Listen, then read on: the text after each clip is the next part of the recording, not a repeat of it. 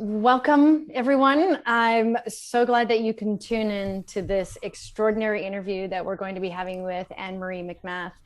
She's been with us in our coaching program for the last year. And what we found is that there's been quite a few people that have been talking about, pain or chronic pain or niggles and these sorts of things, and asking, like, is there a breathing practice, or is there something having to do with breathing that we can use to help manage our pain? And so I thought, what better person to talk to about her journey than Annmarie? And then at the end of this interview, we're going to go into a little bit of the science as to why what she did worked. So let's go ahead and kick this off. Annmarie, do you want to just share with us a little bit about who you are, what you're doing now, and what you're creating for yourself right now in your environment around business and such?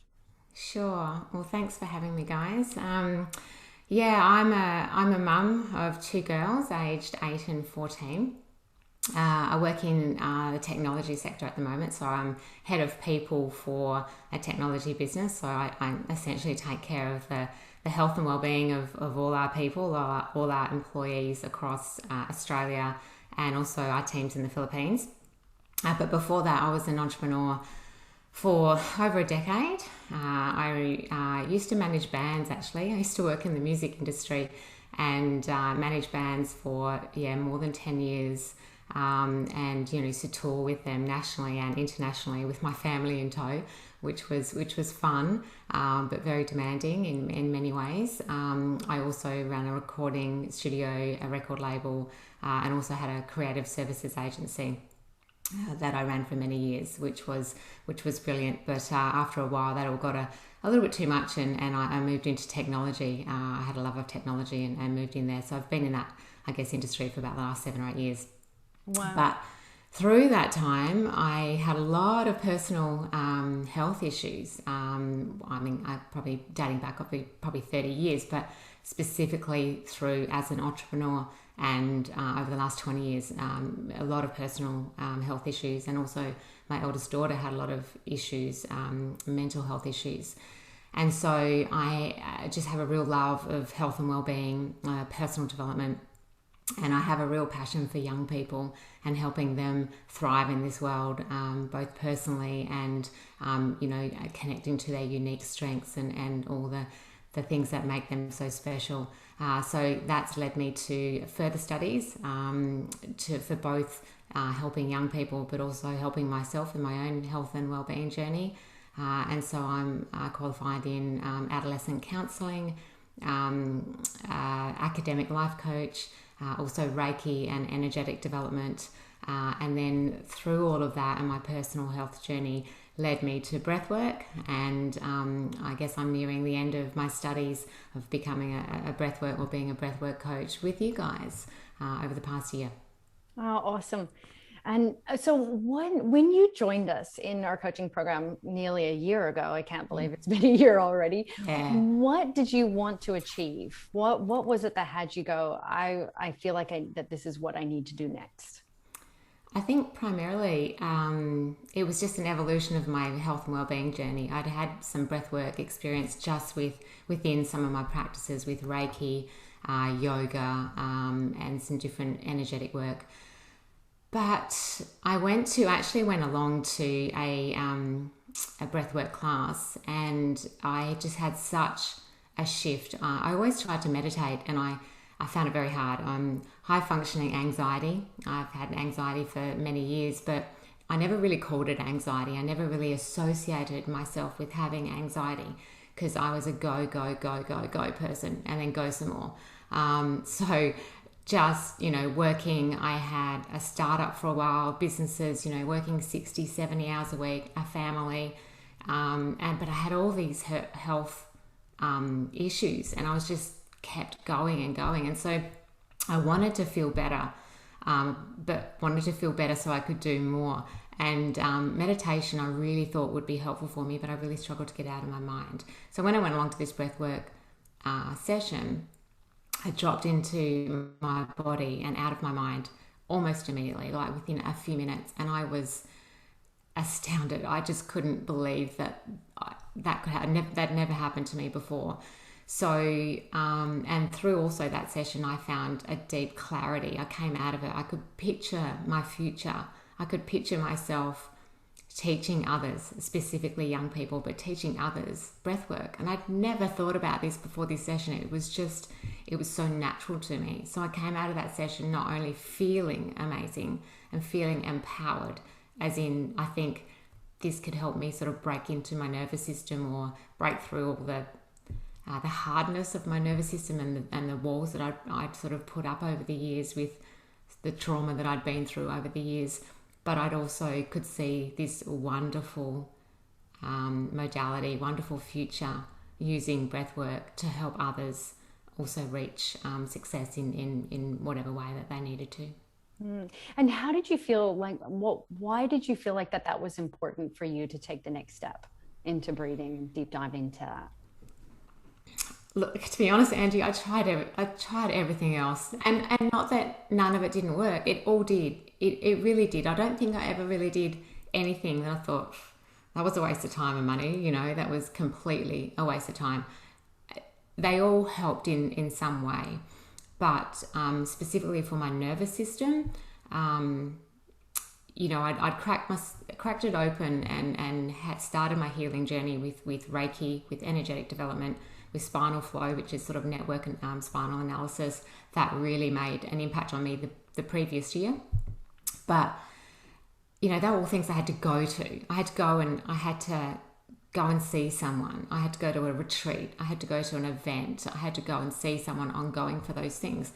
And although that's still great, that's fine, that's wonderful because you're getting the guidance and the expertise, I really felt like I needed to take charge myself in a more simple way.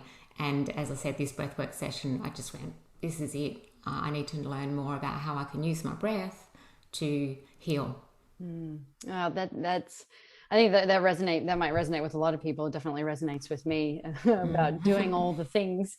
So let's talk a little bit about what are some of those issues that you've been dealing with in your body. You'd mentioned like healing. I know before you'd mentioned about chronic pain.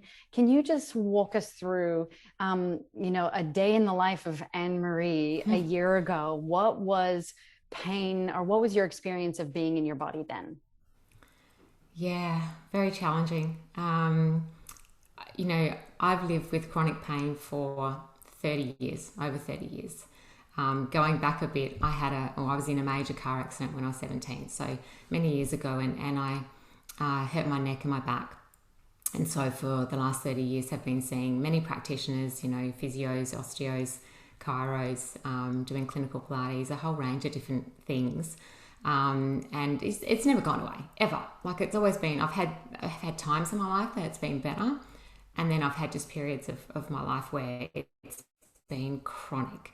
So lower back pain right up to my neck, which of course would then, I had headaches, stiffness, soreness, working at a computer, the soreness, the stiffness between the shoulder blades, long hours, being an entrepreneur, doing all those things, was just pain, majority of the time. I also had, and I had a bulging disc and sciatic pain. So it really hindered my movement and the things that I was doing, and affected just everything I did from as soon as I woke up in the morning, getting out of bed and sort of groaning, and sort of when I was bending over, putting my shoes on, or just different things like that, twisting and turning and stuff. But I also had gut pain. I had gut issues. So on top of all this, about 20 odd years ago, I started having some serious gut issues. And back then, back in the late 90s, there was no real talk about gluten-free and a lot of mitochondria and a lot of gut discussions and issues that come up now about gut health that I'm much more educated on now. And so I had a varied diet and went through a whole heap of different things, but essentially I had gut pain on a daily basis for 20 years. And although I'd gone through a lot of different programs and things, again, naturopaths and lots of different things that helped me and healed me to some extent, nothing really was ongoing or took it away. I didn't feel, within myself, I never felt free of pain in some way, from my head to my toes. There was always some pain. If it wasn't my back or my neck, it was my stomach, or it was both of them. And then, of course, that impacted my nervous system and the anxiety and mood disorders and everything. So there was always some type of physical pain, and it bled over into emotional and mental pain and stress. I had so much stress in my body. So a day in the life was just managing it, and you go, working, family, and then in between trying to do these different practices and the different work to try to feel better just day to day. Mm-hmm. So I know that this next question might be a little bit difficult to answer, but let's kind of like do it on a scale. So if your pain like a year ago, and I know there's good days and bad days, right? So yeah. Like, let's say on a scale of, 1 to 10, 10 being like just, drugs, like really unbearable, and 1 being like, I can live with this, pretty breezy. Like what was pain like for you on a good day, and what was it like for you on a bad day? Overall, my average, and I've thought about this before, but my average, I was a 6 to a 7 every day, a normal every day. And then it would spike on some really bad days, like, if I had some really bad sciatic pain, or just, my hip, and I couldn't get out of bed. And I rarely took painkillers, rarely. Like the doctors would force me. If I would literally be crawling into the doctor, I don't know why, but just at my wit's end. Not often at all, but if it got really that bad, and they're like, you need to take these painkillers because you've got to give your body a break. And so I hated taking painkillers because of my gut health, because I worked so hard on it for so long. Like I won't even take Panadol. So I would always do other things, which every now and then might have included a glass of wine, just a muscle relaxant, just to kind of feel like at the end of the day, get home from work, and just to kind of like, okay, I've still got 2 hours of work to do. I need to just feel a little bit better. So yeah, 6 to 7 would be an average, but there wouldn't be many days under 3 or 4, that's for sure. In some way there would be, as I said, neck or back pain or gut pain or both. So it was a pretty average 6 to 7 every day, and it would spike, pretty often, but those big ones would probably happen once or twice a year when, it was just really bad. Got it. So now that we've got a little bit of relatability of where you've come from, we can kind of like, thank you for painting the picture. I think that would resonate with a lot of people, your journey from back then. Now let's talk a little bit about going into breathing. And one of the big things that we were an advocate for coming into the coaching program was a regular practice, and embodying a practice for yourself, and what kind of things can you notice from the practice. Did you feel like you wanted to go into breathing to help you with chronic pain, or was it just something that you wanted to get into because you intuitively felt like you were going into it? Like, were you thinking you were going into breathing to help you with pain? Yeah, absolutely not. It was a surprise, to be honest. It really was. I was going into it thinking that it would help my nervous system, because prior to starting the breath work, in over a period of 10 months, I had shingles 3 times in 10 months.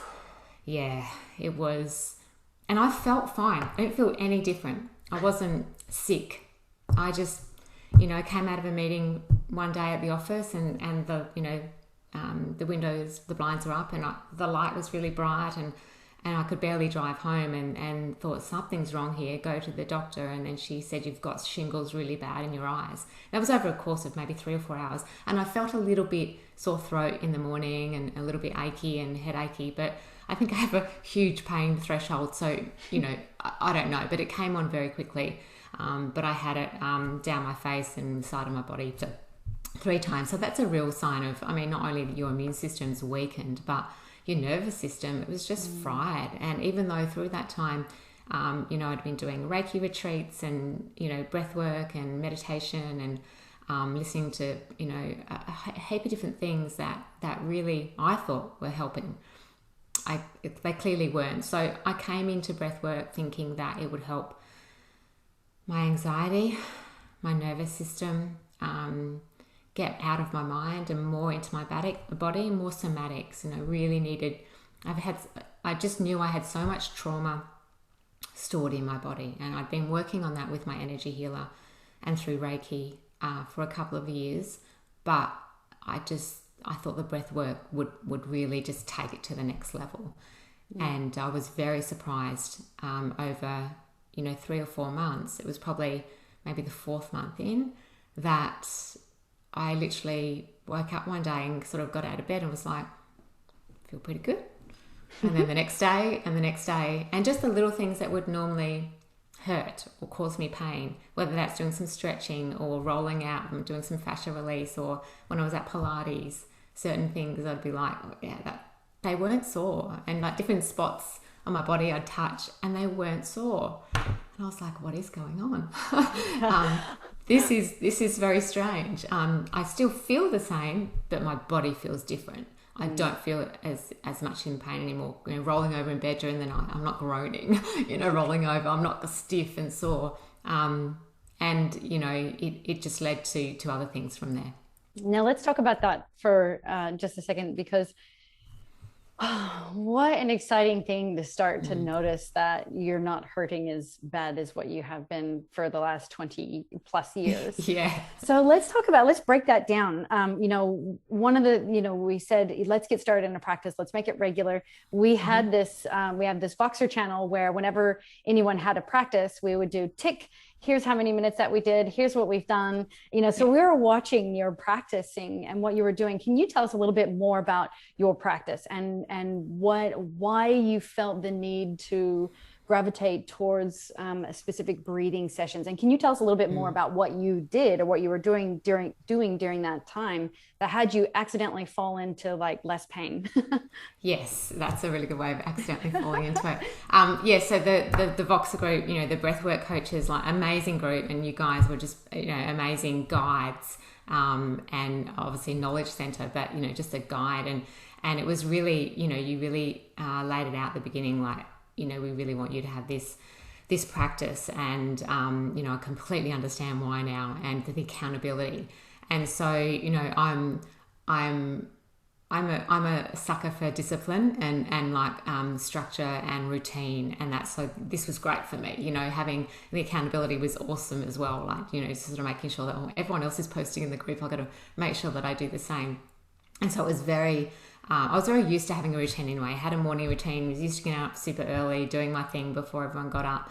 But having this actual doing the breath work every morning, or if I didn't do it in the morning at some point during the day, but it was mostly in the morning, was super, super important, getting that routine for me and really helping my body understand, okay, this is where we're at now. And so the types of things I was doing, I was doing movement, so, movement was a part of it. It wasn't just the breath work, and the movement was anything from walking and stretching and other types of gym work or Pilates or yoga or whatever it was. But the actual breath work, I think, because with the app that we've got with you guys and the access to all the different sessions, I was just exploring them. So just really curious to see what the different sessions gave me and what felt good for me. So, did my body feel really good after a certain type of session?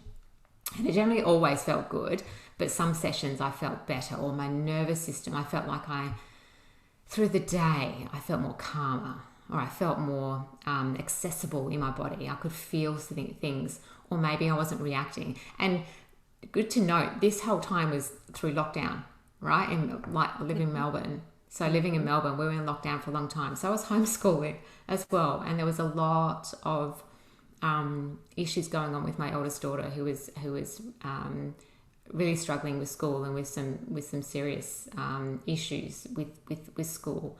So much that we had to actually move her out of that school towards the end of the year. But so this was a highly sensational time. It was a really anxious time. There was a lot going on. So my breath work practice daily was, it saved me. It was gold. It was something I could rely on.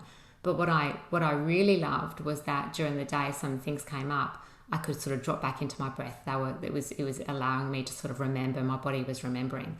But sort of back to your question around what types of sessions, I did a few deep dives around the middle of the year, maybe June or July. And I think they really, again, help me crack further into the trauma in my body and releasing those blockers or blocks or, energy centers that were just really stuck. And then after that, I did a lot of CO2 tolerance work, and that's my favorite. Like, that's just, I think that's helped probably the most out of everything. It's just helped me. I don't know. It's really hard to explain, but it's helped me become calm. We might need to explain some of I those was just going to terms say, too, do you want to Angie. share, Shane, the deep Well, dive in the CO2 tolerance? yeah, well, let's just for those of you that are watching that, the term deep dive really refers to an extended period of time of actually focusing on your breathing, and we generally use one or two patterns in in a deep dive session. And a deep dive session just really means that you're breathing for more than kind of like 45 minutes. You're going a little bit further beyond, and there's a lot of changes that happen in the body during that.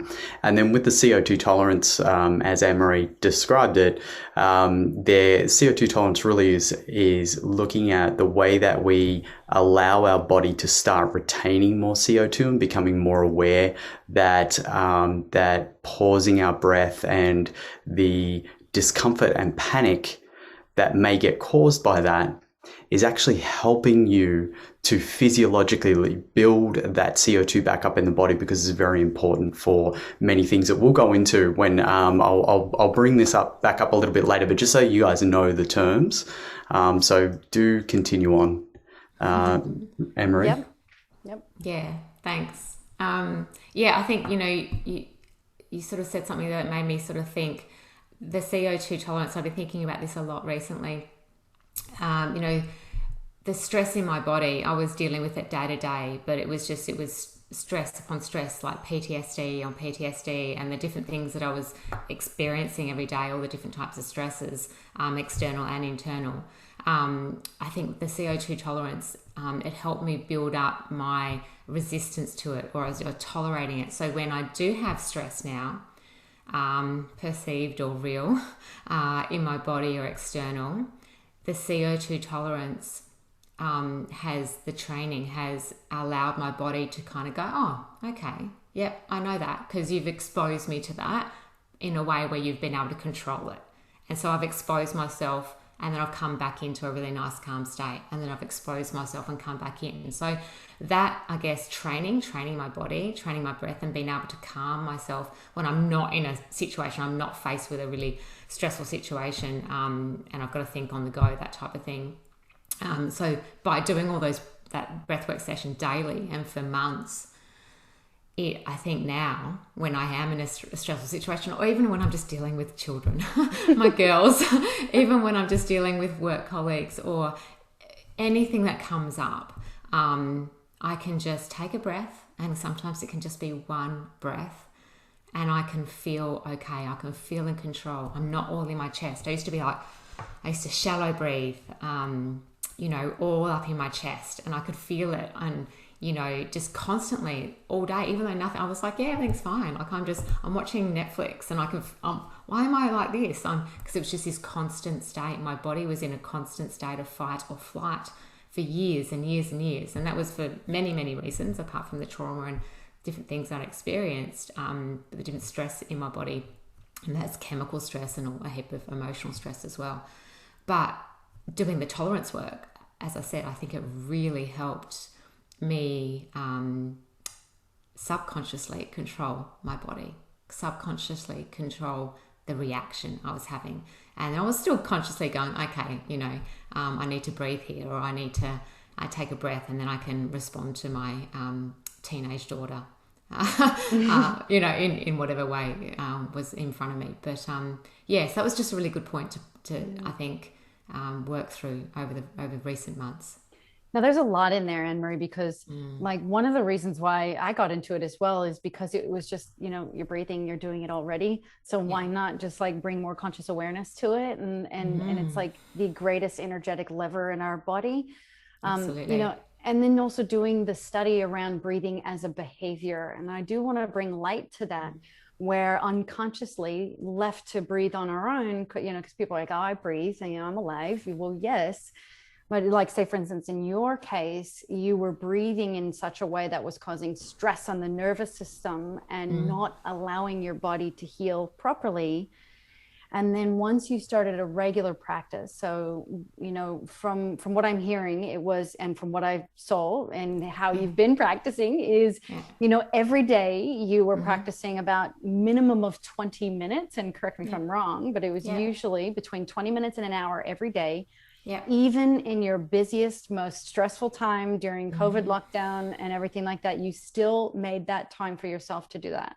So that in itself, I think, is a testament and puts you apart from the average human, I feel, because it's like sometimes when we get stressed, we just go to what's easy or what's familiar rather than doing the work to be changing things. I think it's important to remember that we are all in ourselves average humans as well, and it's not, yes, thank you. There's nothing superhuman about this. That's true. You're puffing air in and out of your body 20,000 times a day, right? So we have this, we have 20,000 opportunities to to create a situation in your body that can actually heal, and I guess that some of the things that go deeper underneath this, and we'll explain this a little bit further, as to how this can happen, right? So maybe some people are out there thinking, okay, well,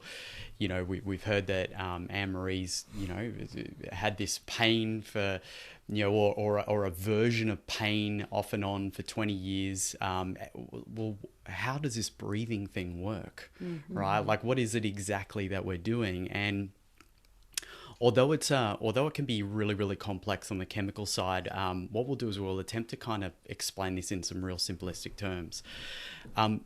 First off, I think what's important about this is that when you start recognizing your breathing in whatever sense, whether it's in a meditation practice or you're just recognizing your breathing and you're committing to connect with your breathing on a daily basis, you are automatically going to be starting to learn how to relax yourself, right? Like we're gonna, we often talk about the exhale being connected to down regulation of the nervous system. And so if we are in a constant upregulation of our nervous system, and we're doing a very, very seemingly simple act like focusing on our exhale in whatever capacity that is, right? Whether it's fast exhales, slow exhales, whether it's pausing, all of these things involved in just exhaling, we're going to get this down regulation of the nervous system. So, and breathing through the nose is a super important part of that.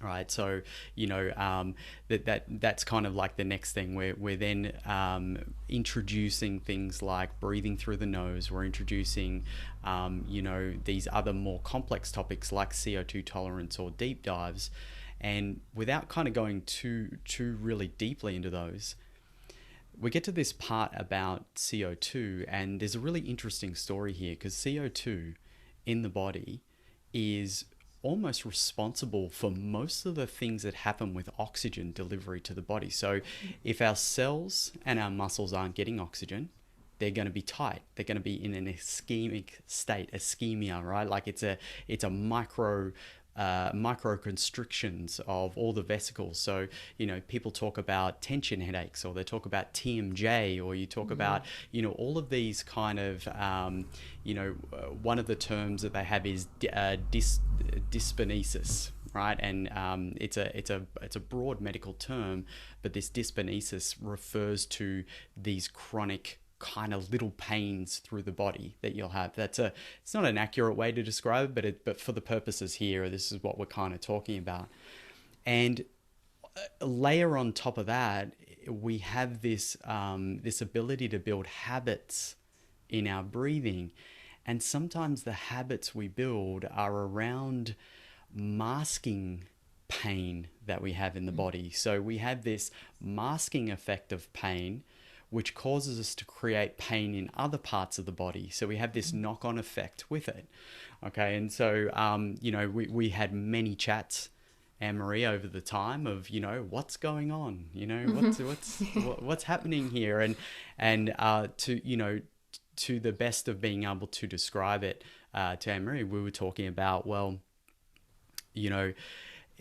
breathing affects our body, but it also affects our mental and emotional state as well. So to the degree that you commit to breathing and to being able to use it for relaxation, release of resistance, all these sorts of things, you're going to have a carryover effect into your mental and emotional states, i.e., you're going to start releasing mental tension.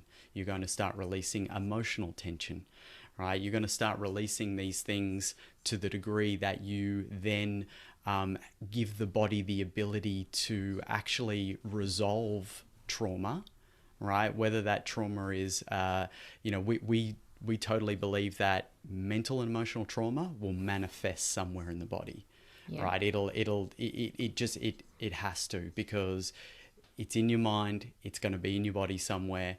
And so to the degree that you're then allowing this relaxation to go through all of these systems, then you're starting to release that tension.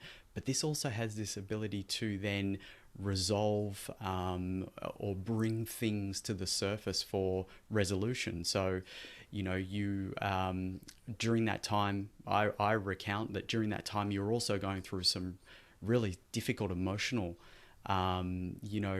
stuff with family, like deaths in the family and those sorts of things. These were also, I think, in your case, where you were able to then face maybe traumas and things in your body that you just hadn't had the energy for, right? And so, finding that you had this tool like breathing, and especially this ability to manipulate the CO2 in your body, right, which then will allow you to actually bring more oxygen into the body, will actually start to teach you that leaning on discomfort is actually the antidote sometimes for moving chronic pain on, right? Like some of the more interesting things about this, and they're just hypotheses at the moment, is that like cures like. If you're in a lot of pain, then actually creating through what's called hormetic stresses in the body, right? Like an example of hormetic stress would be pausing your breath and sitting in the discomfort of that. It might be sitting in an ice bath. It might be sitting in a sauna in extreme heat.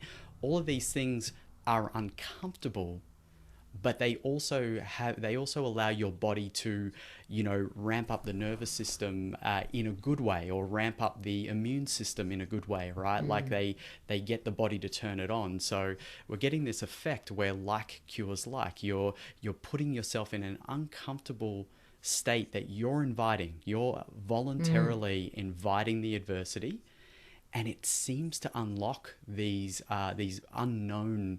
Whether it's physically unknown pain, which you can have, as I said before, there's been so many studies in this area now that are coming out where they're showing that you'll breathe in a certain way to avoid pain, physical pain, and mental and emotional pain. So you can actually breathe in a way that changes your state.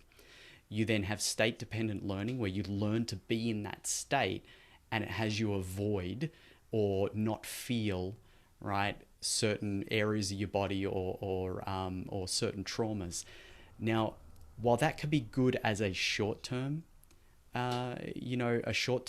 strategy, what it does is then the knock-on effect is you start creating pain in other areas of your body, right? Because you're having these dysfunctional breathing patterns. So this is kind of like how we've discussed this with Annmarie, and how we kind of look at it is that you're able to start to untangle, through these processes of, the simple step of pausing your breath and sitting in the discomfort of it and allowing the CO2 to build up, and then that CO2 build up will allow you to release more oxygen into the body. This has started this simple kind of knock-on effect in your body where through probably no other it can't really come from any other methodology that you use. Like, it can't come from some kind of cognitive behavior. It can't really come from, yeah, I mean, sometimes it can come from exercise because you're augmenting your breathing, right? But I think just being able to get it down to the simplest parts, which are just your breathing and just understanding how oxygen and CO2 are related or affect blood pH. And I would even go as far to say, and this is only a hypothesis, there's no science around this, but you're going to have a change in your gut microbiome from also being able to change the relationship you have to CO2 because it affects blood pH. So, we've really seen it as this kind of like, it is really a blanket. It's like a bit of a blanket process that you can use to knock out many different little ailments that you may have been dealing with.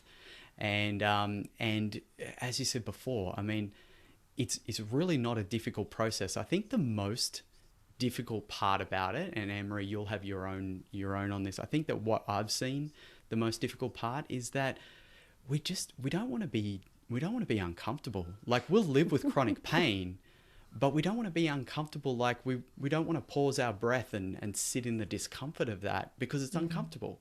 Yet you'll live with chronic pain. So I think that I kind of find that interesting, that we have to get a little more discomfort in our life in good ways in order to start removing these chronic discomforts that we have, i.e. being pain. So absolutely. I really relate to that, and I think the getting comfortable with being uncomfortable has been a really relevant theme throughout all of this. But it's very strange because although when I first was doing the CO2 tolerance and the pausing, obviously there's air hunger and you're like, but I found it relatively easy pretty quickly. And so I dropped into the discomfort pretty quickly. And so when I was looking at what type of session am I doing today, I would most often go to CO2 tolerance. And I wasn't quite sure why, but I was enjoying it. So I would enjoy it, although I enjoy the circular, and I've done a lot of, really, really full on moving the energy circular, kind of the deep dives, an hour and a half of constant circles.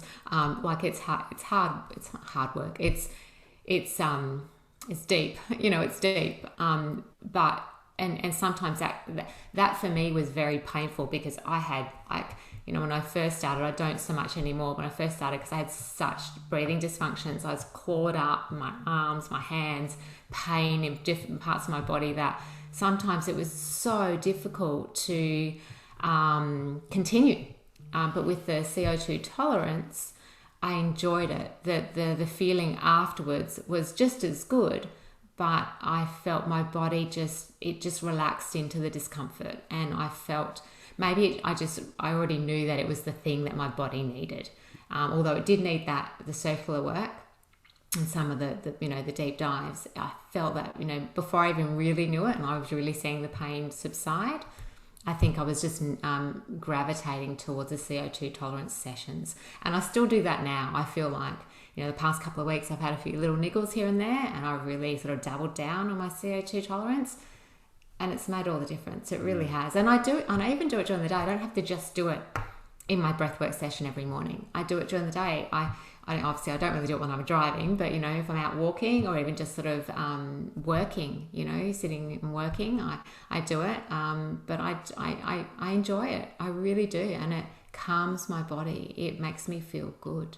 Mm-hmm. Yeah, it's what you're describing there too is extinguishing, breathing habits, habitual habits that were getting in the way. So, going through the technique and going through, it's that same thing. Like, if you go into something, sometimes like cures like it. Like if you a lot of people find in the breathing sessions that one of the things that turns people off the most in not continuing with breathing is as soon as they change their breathing, they get those feelings of suffocation. They get the feelings of, the onset of hypercapnia, which is the lowering of the CO2 and all of the, all of the panic and things that are associated. There's a lot of very, very powerful memories and psychic sort of things attached, like psychological things that are attached to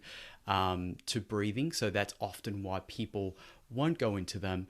And it's it's just getting yourself just over that precipice initially. And as you said, the interesting thing is, most people will say there's a fluffy pillow on the other side of it, right? Yeah. Like there's, they're like, I just had no idea that relaxation and actually feeling more like myself is just on the other side of this. Absolutely. And, that's often why they call the deep dives rebirthing, right? This is where this name comes from. And a lot of people are scared off by that. But what it really means is you're actually just taking yourself through a transformational process, that you're exposing dysfunctions in your breathing, and then you have an ability to integrate them, to make light of it and go, oh, okay. And then when you get on the other side, you have this realization that, wow, okay, I'm doing that.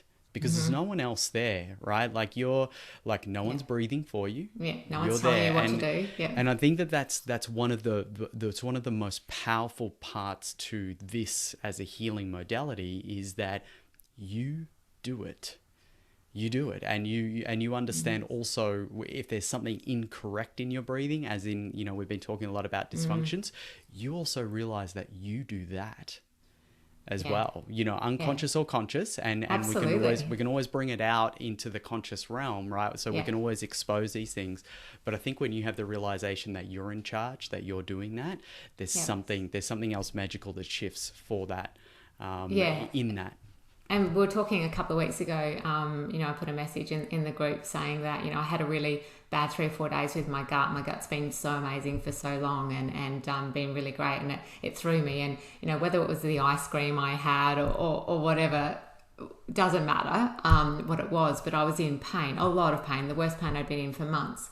And after probably 2 days, I realized I'd been holding my breath. I was walking around the house just holding my breath, and I was feeling tension in my body. I was like, because I was in so much pain, I thought, wow, I haven't felt that for a long time. And I thought I probably was, and I know I was holding my breath for 2 or 3 decades with all the pain that I had. And sounds crazy, right? But I was. And because you try to compensate, you've got this pain, whether it's in your stomach or your back or your neck or something, at some way, as you were talking before, you're controlling your breath. And that's how I have the breathing dysfunction, and that just rolls into so many other different types of things. So I was really aware that I was holding my breath, so I immediately changed it. And then so over the next sort of 48 hours, I was just becoming aware of it more acutely and changing it. And then my stomach, it felt great. I woke up the next day and I felt great. So I think for me now, apart from doing the daily practice and having all the opportunities that I do with the different types of breath work that I can have access to,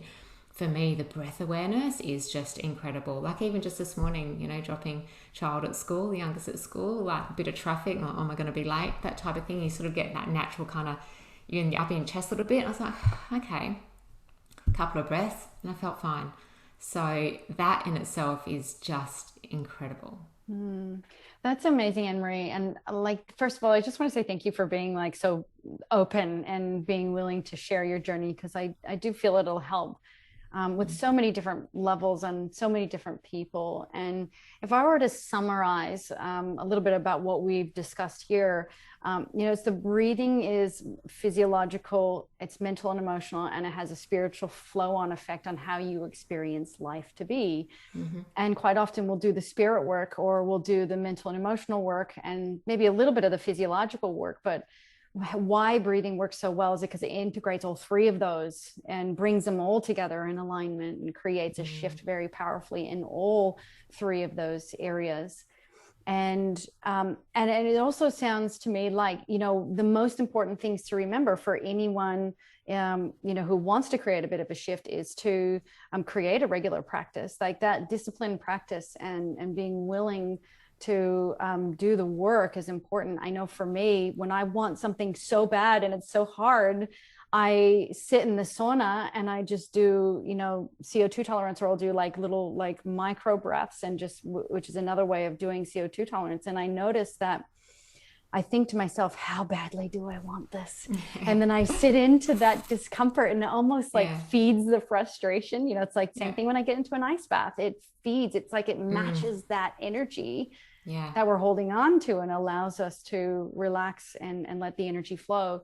So I have one last question for you. If you had any advice for somebody who has chronic pain or who has gut issues, and even, you know, the anxiety, the functional anxiety, you know, even non-functional anxiety, because I think some of us go through that sometimes. What advice would you give somebody, and how to get started, or what would be a good thing for them?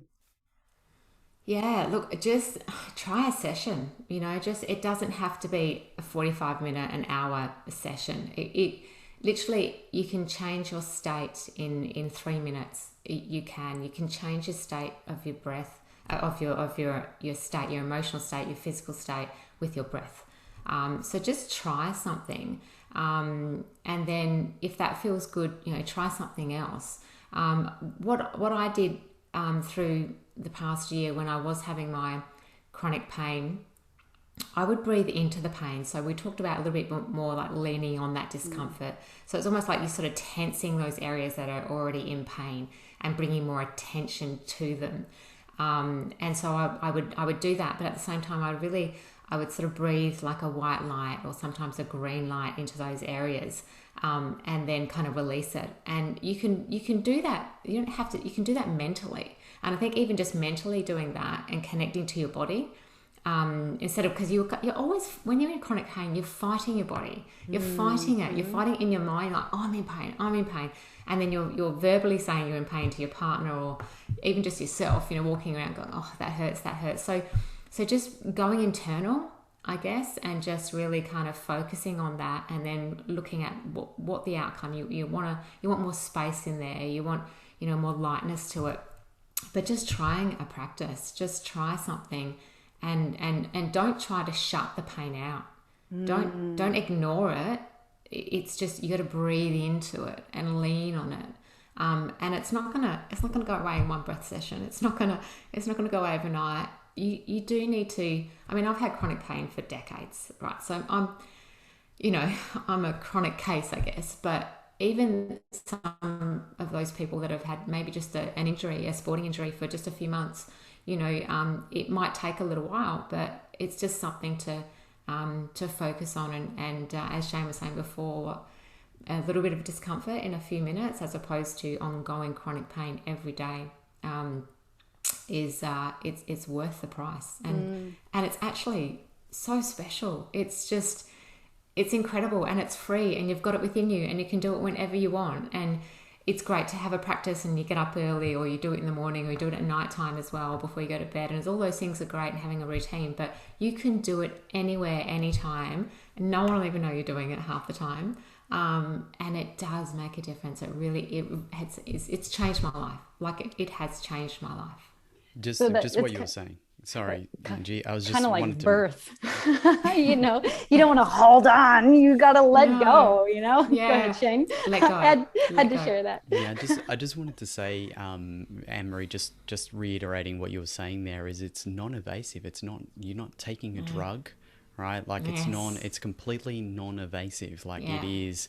There's no side effects to it. You know, the only side effect, I mean, some people think there's side effects, but the interesting thing is if you do get the standard dizziness, tingling, whatever, all that's telling you is you're already dysfunctionally breathing. So you're not getting side effects from breathing. And you know, that's, I think that that's important to remember, is that it's the quickest way to affect a lot of these things that we are, you know, chronically drugging ourselves for, or you know, trying to mask the pain with you know, alcohol and all these other things. Absolutely. But this is non-evasive, and it's, you know, as you pointed out, you can do it anywhere, anytime. So yeah, and it's fun and it feels good. It feels so good.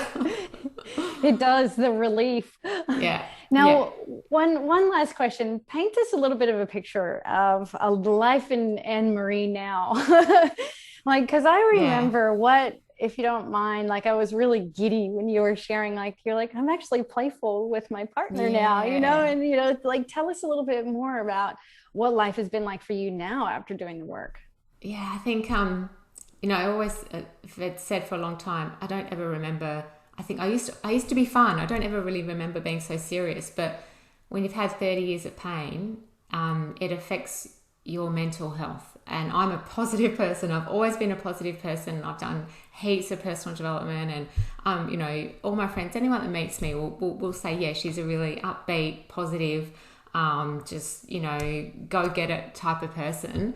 I've never really been one to sort of shy away from hard work as well.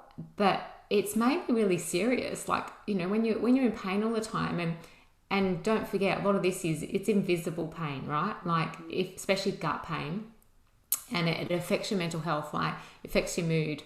Can't eat this, can't have that, can't be going out for dinner, I can't have this, do that, or going out with your kids, oh, I can't ride the Dodgem cars, my back, or I can't do, you know, or you're tired all the time, like chronic fatigue, like just, you know, brain fog. I'm at work, I'm trying to work it, just, and then, you know, that affects how I show up to work, because there's just so many ongoing things. It's not just the physical pain, there's so much there. So when I started to sort of feel better, there was a lightness to me. There was a bit more space. There was more joy. There was more playfulness, as you said. I had that moment kind of last year that, you know, I think my husband tackled me on the ground or on the bed, and he would often do. He's the most funniest. He's the best human. He always wants to make me laugh. That's his job in life, to make me laugh, you know. And so I would always like tense up because, oh, you're gonna hurt my back, or my stomach hurts. Like, don't do that. And I didn't want to be that way, because, you know, he's fun and I want to have a fun life. But through this time when I was sort of feeling really good, I felt like I was wrestling with him, and I didn't feel, oh, get off me, or don't hurt me, or don't do this, or don't do that. I was being playful, and it was a really small thing, but it made a real huge impact on me. Just having a playful kind of muck around with my husband, or you know, just with my girls, even running around the yard, or walking, with riding bikes, whatever it might be, things that I wouldn't have normally done, I'm doing, and I'm doing more of. And the joy in my girls' faces when they see me doing these things is just, it's priceless.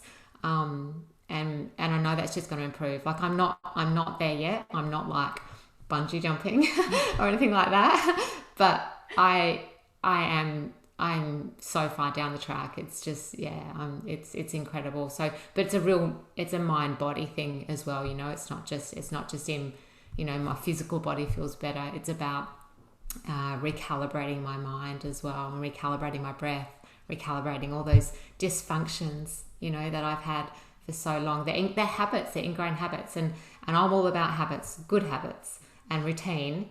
But when you've got these bad habits, or these habits they're learned behaviors in the body, and you don't even know it, you just don't, because you just keep going every day. So when you start to break them down, and you get on the other side, and you see that there's some joy on the other side, you just want to keep doing it. Well, thank you, Annmarie. That is such a beautiful story. And thank you very much for giving us a little bit of a shining a light on what is possible for other people and what they could do for themselves as well. So again, thank you. I honor you for taking the time today to interview with us today, and can't see where the next year, or can't wait to see where the next year takes you and what you're doing in your future business adventures. And I'm sure we'll have you on again and talk more about that as well. Absolutely. So, yeah, wonderful. Thanks, guys. Thank you, Annmarie. Thank you. Thanks. See ya. See ya. Okay, I've stopped the live stream. Awesome. Cool. Hope that was good. No, that was amazing. I really appreciate that. And I'm just, yep, all done. Cool. Thank you. Beautiful. Thank you. That was wonderful. It was really nice. Yeah, that was really nice. And I know Shane's got an appointment in 8 minutes too. So, but again, like, this is really powerful work that you've done. And I totally honor you. I do in the work that you've done. Yeah, it's incredible. Look, if it helps someone, just jump in and try it. Just to try it. Yeah. Just try a session, 3 minutes, whatever it is. Just to try a session, and it makes them feel better. Yeah, it's great. Really funny. There was a girlfriend I went to high school with. She's a paraplegic. She had spinal cord injury, not a sports injury. Ironically, it was just a breakdown in her spinal cord that caused it to happen. She just woke up one night to go to the toilet and collapsed and has never been able to walk again. Wow. And so she's about 15 years in a wheelchair, and she's a para athlete. She's into that, and she just asked me earlier this week. Or last week actually, she goes, do you have anything for chronic pain for people with spinal cord injuries? And I'm like, and then like I had 2 people come on into the Breathing Edge Facebook group and go, do you have anything for chronic pain? And I'm like, I just have to share this. And there's a woman who started this Making Strides. It's a company here in that helps with people with MS and spinal cord injuries and that sort of a thing. And they were just thinking that they needed like a breathwork person. And then Erica told them about us. And so I told them about the interview. So I think that this is going to make an impact on many different levels for many different people. So thank you. I hope so. Well, if there's anything I can do to help follow up, or if anyone else wants to connect with me to get a bit more insight, happy to do it. Awesome. I appreciate that. Thank you, Annmarie. No worries. All right, guys. We'll catch you later. Yeah. All right, bye.